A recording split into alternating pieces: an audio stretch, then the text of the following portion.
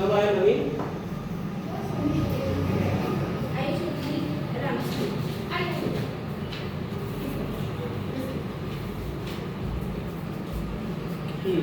आइए नमस्ते।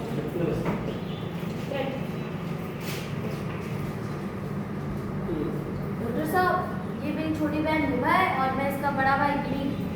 डॉक्टर साहब, हम उत्तर प्रदेश के आजमगढ़ जिले से आए हैं। डॉक्टर साहब, मेरी बहन को काफी समय से आंख में दिक्कत आ रही है और अब तो ये कहते हैं इसे कुछ साफ दिखाई भी नहीं देता है। पूरा नाम क्या है बेटा? डॉक्टर सर, हिबा बोल रहे हैं।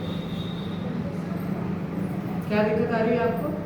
सर, एक्चुअली लगभग 10 साल पहले जब मैं एडमिट थी तो मुझे प्रॉब्लम शुरू हुई थी कि जब मैं अधिक धूप में से या कोई ध्यान लगाकर काम करती थी तो मेरे आँख के सामने अंधेरा छा जाता था, सिर भारी हो जाता था।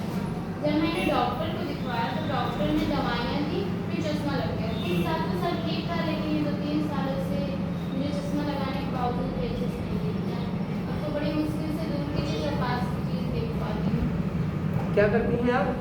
सर, मैं एक इंस्टीट्यूशन चलाती हूँ जिसमें सिलाई कढ़ाई पेंटिंग वगैरह का क्लासेस लेती हूँ। फिर ऐसे तो नहीं, इससे कोई दिक्कत नहीं नहीं नहीं, एक बार आंखें दिखाओ, चश्मा हटाओ, सामने देखो।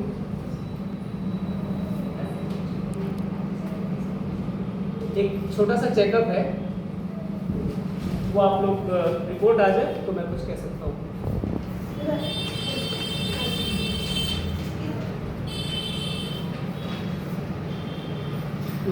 कहाँ से आ रहे हैं आप लोग? आजमगढ़।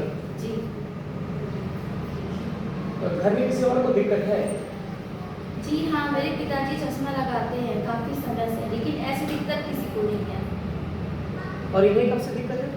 यही कोई जब ये 12-13 साल के रही होगी तभी से। ठीक है।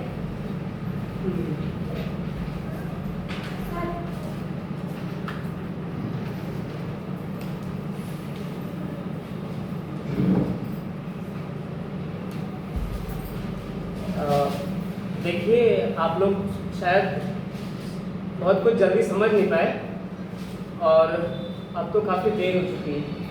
लेकिन डॉक्टर साहब, बात क्या है? दरअसल